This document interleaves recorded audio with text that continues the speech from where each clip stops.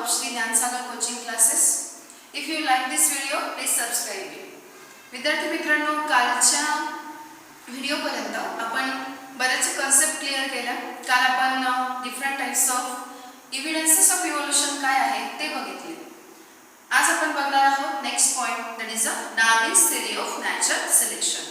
मी मागच्याच एका व्हिडिओमध्ये तुम्हाला सांगितलेलं होतं की नॅचरल सिलेक्शन जे आहे ते इम्पॉर्टंट आहे किंवा नॅचरल सिलेक्शन इव्होल्यूशनच्या डेफिनेशनमध्ये आपण बघितलं होतं की the different types of species are created due to the morphological or some characteristics changes, and as a response to natural selection is called as a evolution. So evolution च्या definition मध्ये आपण बघितलं natural selection. त्यावेळेस मी तुम्हाला सांगितलं होतं की आपण हे पुढे बघणार आहोत. So now this topic is that Darwin's theory of natural selection. So this topic, Darwin's theory of natural selection, a scientist is Darwin. A Charles Darwin scientist had collected innumerable numbers of specimens of plants and the animals. Depending upon their observations of those specimens, he published a theory of natural selection. म्हणजे Charles Darwin नावाचा जो scientist होता, याने काय केलं तर number of स्पेसिमन्स म्हणजे त्याने खूप साऱ्या प्लांट्सच्या आणि ॲनिमल्सच्या ज्या स्पेसीज आहे यांना कलेक्ट केलं आणि त्यांचं कलेक्शन करून त्यांना काय केलं, त्याने त्यांचं ऑब्झर्वेशन केलं आणि खूप दिवसांच्या ऑब्झर्वेशन नंतर त्याने ही नॅचरल सिलेक्शनची जी कन्सेप्ट आहे ती त्याने इथे मांडली. आणि ही कन्सेप्ट त्याने मांडण्यासाठी for this purpose he published a book and that title of that book is origin of species. So the book published that is origin of species. So this book is published by this Darwin scientist for the explaining the concept of natural selection. So while explaining this theory of natural selection, he explaining that all the living organisms are reproduced prolifically. He concept explain करताना डार्विन्सने आपल्याला काय सांगितले आहे की कशा प्रकारे animals जे आहेत किंवा लिव्हिंग ऑर्गॅनिझम आहे हे काय होत आहे तर यांचं जे रिप्रोडक्शन आहे ते प्रॉलिफिकली म्हणजे प्रचंड मोठ्या प्रमाणावर ते रिप्रोड्यूस्ड होत असतात. Also all the organisms are compete with each other in a life threatening manner.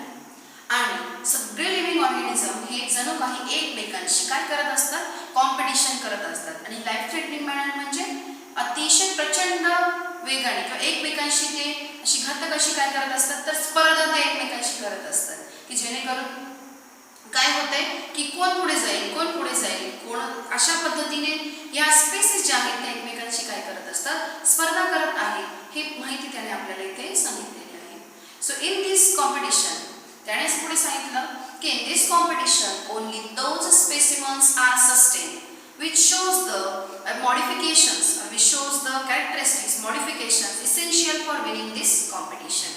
की त्यानेच सांगितलं की या कॉम्पिटिशन मध्ये फक्त तीच लिव्हिंग ऑर्गॅनिझमची स्पेसीज काय होऊ शकते, सस्टेन होऊ शकते की जी स्पेसीज ही जी त्यांची एकमेकांशी चाललेली स्पर्धा आहे हिच्यामध्ये जे मॉडिफिकेशन्स दाखवते, जे एन्व्हायरमेंटला जे या नेचरला जे काय करतील तर नेचर जसं बदलेल तसं ते त्याच्यामध्ये फिट होतील, त्यानुसार ते काय करतील स्वतःमध्ये मॉडिफिकेशन्स करतील आणि ते मॉडिफिकेशन जी स्पेसी दाखवते तीच फक्त हे काय करू शकते, ही स्पर्धा जिंकू शकते किंवा ह्या कॉम्पिटिशनमध्ये टिकू शकते. So only those species of the living organisms get sustained which shows the modifications in their. त्यांच्यामध्ये ते स्वतःमध्ये मॉडिफिकेशन दाखवू शकतात, तेच फक्त इकडे काय राहू शकतात, सस्टेन राहू शकतात. त्यानंतर पुढे एक्सप्लेन करताना डार्विन्सने आपल्याला असं सांगितलं आहे की नॅचरल सिलेक्शन थिअरीमध्ये फक्त जे ॲनिमल्स आहेत किंवा जे लिव्हिंग ऑर्गॅनिझम आहे यांनीच फक्त सस्टेन होणं गरजेचं नाहीये, तर nature also plays a important role. की नेचर सुद्धा इथे इम्पॉर्टंट रोल प्ले करतो आणि तो म्हणजे असा की nature also select only those living organisms which are fit to life. म्हणजे जे फिट आहेत लाईफ होण्यासाठी त्या सर्वाईव्ह होऊ शकतात नेचरमध्ये, फक्त त्याच लिव्हिंग ऑर्गॅनिझमला नेचर सिलेक्ट करत असतं, अदर्स आर पेरिश.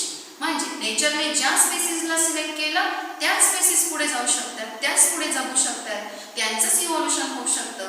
पण ज्यांनी नेचरमध्ये फिट बसले नाही, नेचरनुसार त्यांनी मॉडिफिकेशन्स केले नाही, तर ते नेचरमध्ये फिट होणार नाही. ही ह्या ठिकाणी आपल्याला लक्षात येतं. म्हणजे जे मॉडिफिकेशन्स आहे हे फक्त लिव्हिंग ऑर्गॅनिझमनेच नाही तर नेचरने सुद्धा त्यांना सिलेक्ट करणं गरजेचं असतं. So the natural selection is tells us about दिस.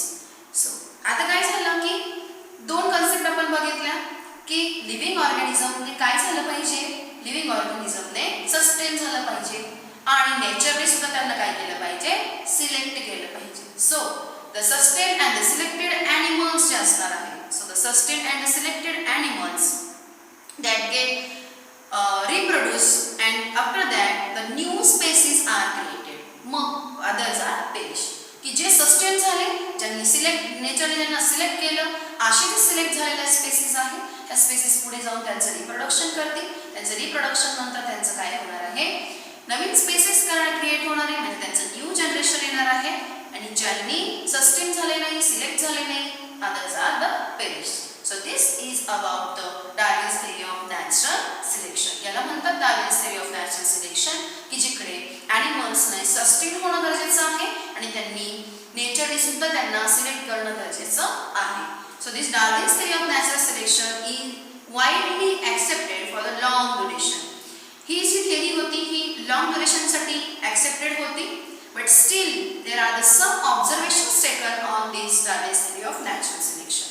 की जरी नॅचरल सिलेक्शन हे इम्पॉर्टंट कन्सेप्ट आहे की हीच कन्सेप्ट घेऊन पुढे इव्होल्युशन कसं झालं हे जरी महत्त्वाचं आहे, पण तरीही जे सायंटिस्ट होते यांनी या थिअरीवरती काय केलंय, सम ऑब्झर्वेशन्स घेतले. So let's see that observation one by one. So first objection is taken on the Darwin's theory. So first objection is that the natural selection is not only the factor which is responsible for evolution. म्हणजे या थिअरीवरती जे objection घेतले ते बघूया. Objection number first, not only the concept.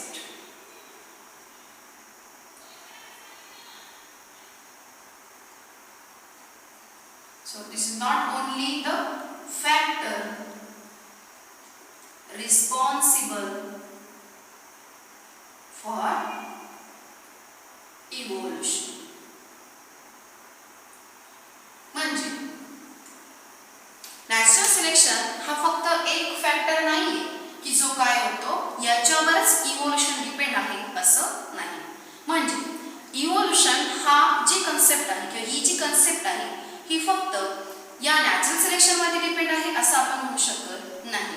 कारण evolution concept आहे, तुम्हाला माहिती आहे डिफरंट स्पेसीस क्रिएट होतात. या स्पेसीस फक्त नॅचरल सिलेक्शनमुळेच तयार होतात का, तर नाही. की त्यांची रिप्रोडक्टिव्ह ॲबिलिटी कशी आहे, त्यांचं हॅबिटेट कसे आहे, त्यांची जॉग्राफिकल कंडिशन्स कशा आहेत, या सगळ्या गोष्टींवरती सुद्धा या इव्होल्युशन हे डिपेंड असतं. म्हणजे या कन्सेप्टवरती इव्होल्युशन डिपेंड आहे, फक्त नॅचरल सिलेक्शनवरती ते डिपेंड नाहीये. आणि डार्विनचं असं म्हणणं होतं की इव्होल्युशन हे फक्त आणि फक्त नॅचरल सिलेक्शनमुळे होतं.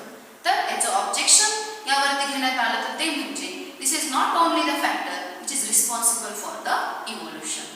दिस is the first objection. Then next second objection is that the Darwins cannot or did not mention on any explanation about the useless and the useful modifications. की डार्विन्सने आपल्याला जे युजफुल आणि युजलेस मॉडिफिकेशन्स असतात याबद्दलची information दिलेली नाहीये.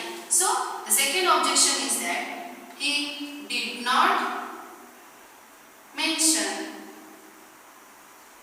useful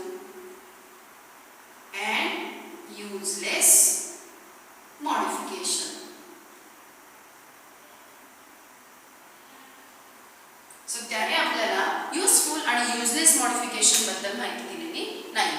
आता याचा अर्थ काय, तर काय होतं की नेचरमध्ये युजफुल कंडिशन्स पण घडतात आणि युजलेस कंडिशन्स पण घडतात. की समजा एखादा नॅचरल डिझास्टर आला की बाकी सगळं कॉमन गोष्टी चालू असताना नॅचरल डिझास्टर जर आला तर काय होत आहे की खूप साऱ्या जे लिव्हिंग ऑर्गॅनिझमच्या स्पेसीज असतात ह्या काय होतात तिकडे नष्ट होतात. मग त्या जर नष्ट झाल्या तर त्यांचं इव्होल्युशन पुढे होणार आहे का? नाही. मग ही युजलेस मॉडिफिकेशन झालं तर ह्या युजलेस मॉडिफिकेशनमध्ये इव्होल्युशन झालं का? नाही. तर ही कन्सेप्ट डार्विनने आपल्याला एक्सप्लेन केलेली नाही. कधी कधी युजफुल कंडिशन आहे, सगळ्या स्पेसीस पुढे जाणार आहे, पण त्यांचं तर असं म्हणणं आहे की काही स्पेसीस पुढे जातात आणि ज्यांनी केलं नाही, ज्यांनी फिट झाले नाही ते काय होतात, पेरिश होतात. मग युजफुल कंडिशनमध्ये जर असं घडत असेल, युजलेसमध्ये असं घडत असेल तर त्या कंडिशनबद्दल काय, तर त्याची इन्फॉर्मेशन, त्याबद्दलचं एक्सप्लेनेशन आपल्याला डार्विनने दिलेलं नाही. Then third objection on the Darwin's theory is that there is a no explanation about the abrupt change or the slow change. Slow change आणि abrupt change म्हणजे हळूहळू होणारे बदल आणि फास्ट होणारे बदल याबद्दलची कुठलीही एक्सप्लेनेशन आपल्याला डार्विनने दिलेले नाही. So third objection is that did not explain about the slow and abrupt change म्हणजे फास्ट होणारे बदल किंवा स्लो होणारे बदल याबद्दलची माहिती आपल्याला डार्विनने दिलेली नाही.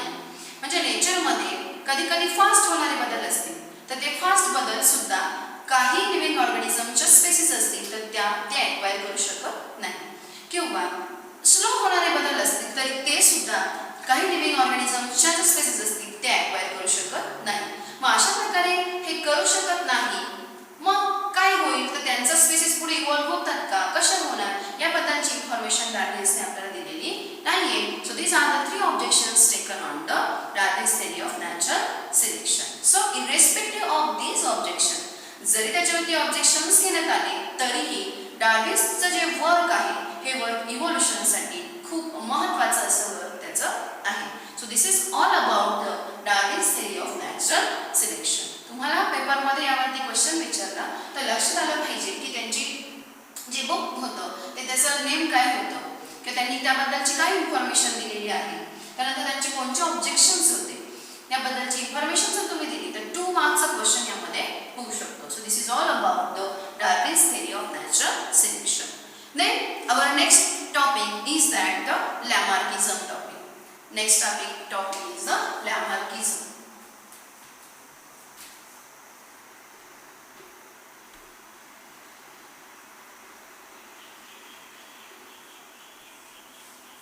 Okay. So John Baptist Lamarck. John Baptist Lamarck नावाचा सायंटिस्ट होता. He proposed that the morphological changes occurring in the living organism is responsible or are responsible for the evolution, and then reason behind that is the morphological changes is the activities or the laziness of that living organism. This scientist is proposed the theory that यांनी काय theory propose केली? He proposed that the morphological changes occurring in the living organism, morphological changes occurring in the living organism are responsible for the evolution. की आपण जे evidences बघितले त्या evidences मध्ये आपण पहिला evidence बघितला morphological evidence, की या evidence मुळे काय होतंय की evolution होतंय याचं proof आपल्याला त्यांनी दिलं. मग लॅमार्कने पुढे सांगितलं this morphological changes are occurring in the living organism responsible for evolution. पण याच्यामागचं रिझन काय आहे? मॉर्फोलॉजिकल चेंजेस हे या लिव्हिंग ऑर्गॅनिझममध्ये कुठून येतात? तर there activities or there activities or there laziness, म्हणजे त्यांच्या ॲक्टिव्हिटीनुसार ते काय गोष्टी परत करतात किंवा त्यांचं काय आळस आहे यावरनं हा मॉर्फोलॉजिकल चेंज या लिव्हिंग ऑर्गॅनिझममध्ये येतो.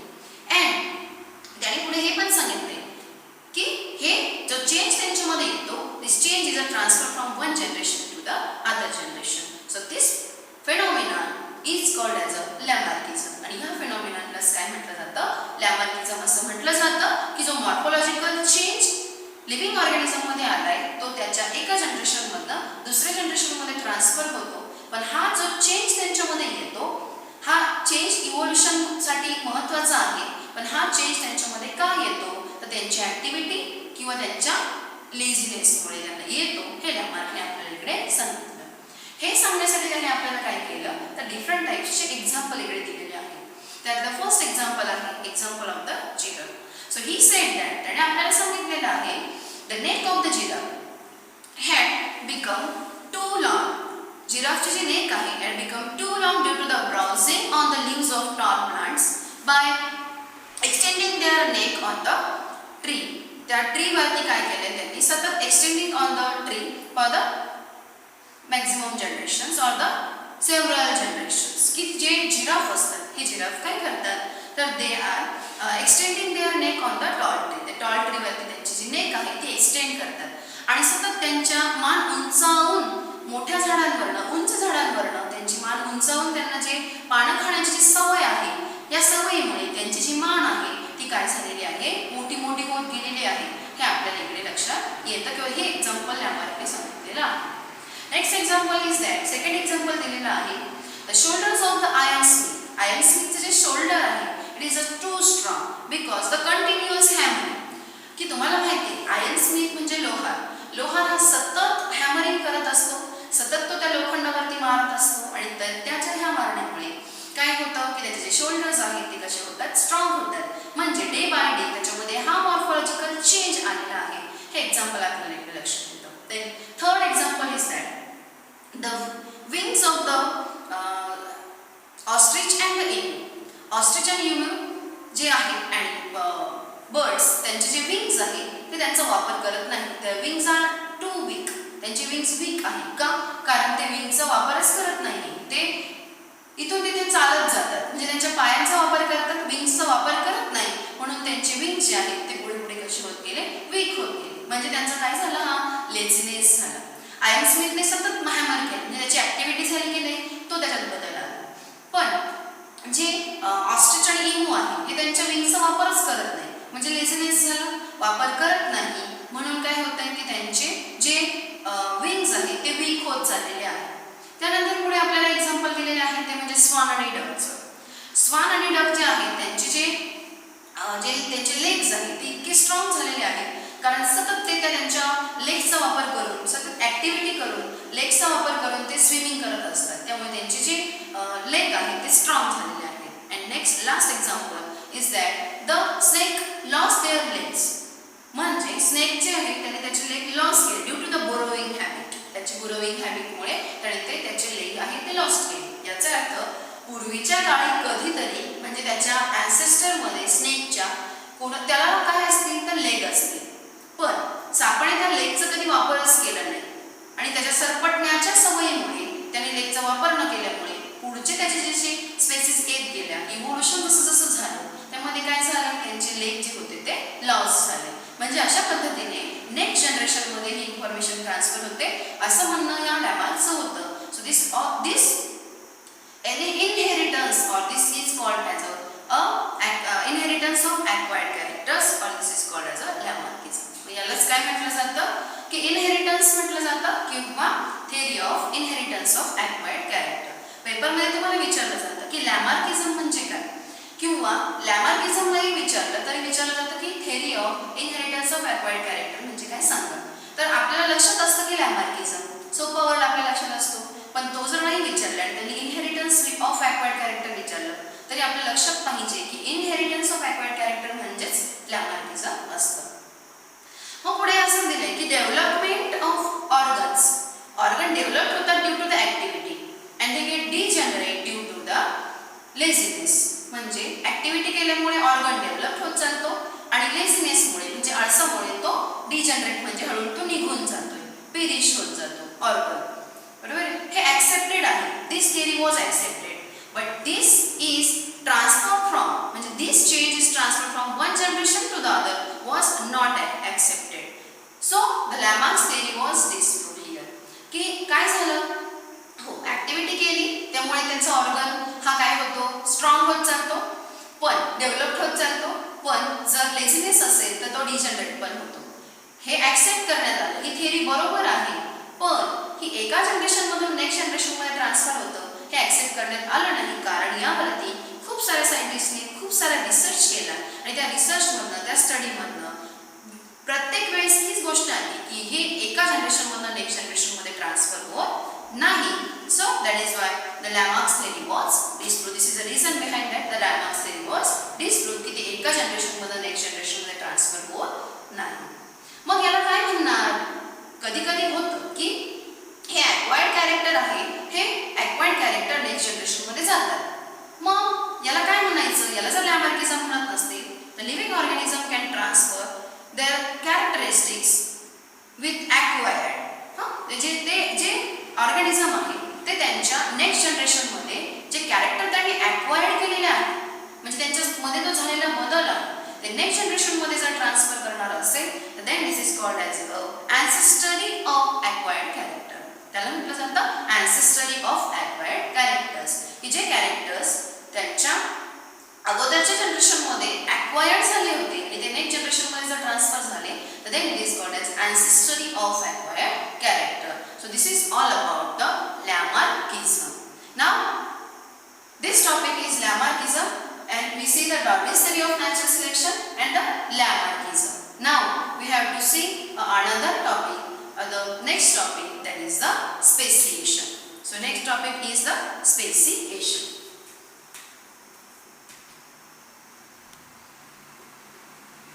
So here again speciation मध्ये तुम्हाला पेपर्स मध्ये विचारलं जातं 1 मार्क्स साठी. Give the definition of species or about the speciation. So the formation of new species from the plants and animals is the effect of evolution. की formation of the new species of plants and animals. Plant असू द्या, animal असू द्या, यांच्या नवीन species ह्या form होतात यालाच आपण काय म्हटलंय की evolution आपण म्हणतो. So it is effect of evolution. तो evolutionचा इफेक्ट आहे की प्लांट असेल किंवा ॲनिमल असतील यांचं नेक्स्ट जनरेशन येते. बरोबर आहे की नाही? सो स्पेसिस म्हणजे काय? What is the definition of species? So let's see. Species. मग species म्हणजे काय असतं? So species is a group of organism. Carefully see. So a group of organism that can produce that can be produced the fertile individuals through the natural reproduction that is called as a species. So the group of organism. लक्षात ठेवा. The group of organism that can be produced fertile individuals through the natural reproduction that is called as a species. म्हणजे हा एक असा group आहे living ऑर्गॅनिझमचा की जो काय होतो? प्रोड्यूस्ड होतो. प्रोड्यूस करतो. काय प्रोड्यूस करतो? तर त्यांचं इंडिव्हिज्युअल फर्टाईल इंडिव्हिज्युअल बनवतं. पण कशाने? तर त्यांच्या नॅचरल रिप्रोडक्शनने. त्याला म्हणतात स्पेसिस. एव्हरी ॲनिमल हा रिप्रोडक्शन करतो. त्याची नॅचरल रिप्रोडक्शनची प्रोसेस असते. मग प्रत्येक स्पेसिसने काय केलं की त्याच्या नॅचरल रिप्रोडक्शनच्या नुसार त्याने काय केलं? त्याची दुसरी जी आहे ती नवीन स्पेसिस तयार केली किंवा त्याचा नेक्स्ट जनरेशन तयार केला तर त्याला म्हटलं जातं species. So this is the definition of species and in the exam is asked for the 1 marks. So each species grows in the specific geographical condition. की प्रत्येक स्पेसिस जी तयार होते ती प्रत्येक स्पेसिस हा इज त्याच्या वेगवेगळ्या अशा जॉग्राफिकल कंडिशनमध्ये तयार होते किंवा जगत असते. प्रत्येकाची जॉग्राफिकल कंडिशन ही वेगवेगळी. प्लांट असेल, ॲनिमल असतील, वेगवेगळे प्लांट ॲनिमल असू द्या कुठल्याही प्रकारचे ते त्यांच्या वेगवेगळ्या जॉग्राफिकल कंडिशनमध्ये जगत असतात. Therefore, there are also their food, their habitat, their reproductive ability, their periods are also different for the every species. म्हणजे प्रत्येक स्पेसिसचं फूड वेगळं असतं, त्यांचे हॅबिटेट्स वेगवेगळे आहेत, त्यांचं रिप्रोडक्टिव्ह ॲबिलिटी वेगवेगळी असते आणि त्यांचा पिरियड सुद्धा वेगवेगळा असतो. म्हणजे वेगवेगळ्या स्पेसिस असेल, ॲनिमल असू द्या, प्लांट असू द्या, त्या प्रत्येक ॲनिमलच्या स्पेसिसचं फूड वेगवेगळं आहे प्रत्येकाचं. की सगळेच आपल्यासारखं फूड खातात का? नाही. तर प्रत्येकाचं फूड वेगवेगळं आहे, त्यांच्या हॅबिटेट्स वेगळे आहे, राहतात वेगवेगळ्या ठिकाणी. बरोबर आहे. त्यांची रिप्रोडक्टिव्ह ॲबिलिटी वेगवेगळी आहे. बरोबर आहे. आणि त्यांचा पिरियड म्हणजे त्यांची जगण्याचा कालावधी सुद्धा कसा असतो? वेगवेगळा असतो. सो हे यावरून आपल्याला लक्षात येतं की स्पेसिस ज्या असतात त्या वेगवेगळ्या जॉग्राफिकल कंडिशनमध्ये जगतात, वेगवेगळ्या पिरियड्समध्ये जगतात, रिप्रोडक्टिव्ह ॲबिलिटी वेगवेगळी असते, फूड आणि त्यांची जी हॅबिटेट असतात ते पण वेगवेगळे असतात. So however the genetic variation is a responsible for the species. की formation of species, genetic variation जसं इम्पॉर्टंट आहे स्पेसिसच्या फॉर्मेशनसाठी, तसंच स्पेसिसच्या फॉर्मेशनसाठी जिओग्राफिकल कंडिशन सुद्धा काय आहे, इम्पॉर्टंट आहे. So for the species what important, genetic formation और द जेनेटिक रिकॉम्बिनेशन, की त्यांच्यासाठी जसं जेनेटिक व्हेरिएशन इम्पॉर्टंट आहे. सो जेनेटिक व्हेरिएशन स्पेसिससाठी जसं जेनेटिक व्हेरिएशन इम्पॉर्टंट आहे, तसंच त्यासाठी काय इम्पॉर्टंट आहे, तर त्यांची geographical condition is also important. So in these two conditions, on the basis of these two conditions, the species is done. So this is all about the speciation.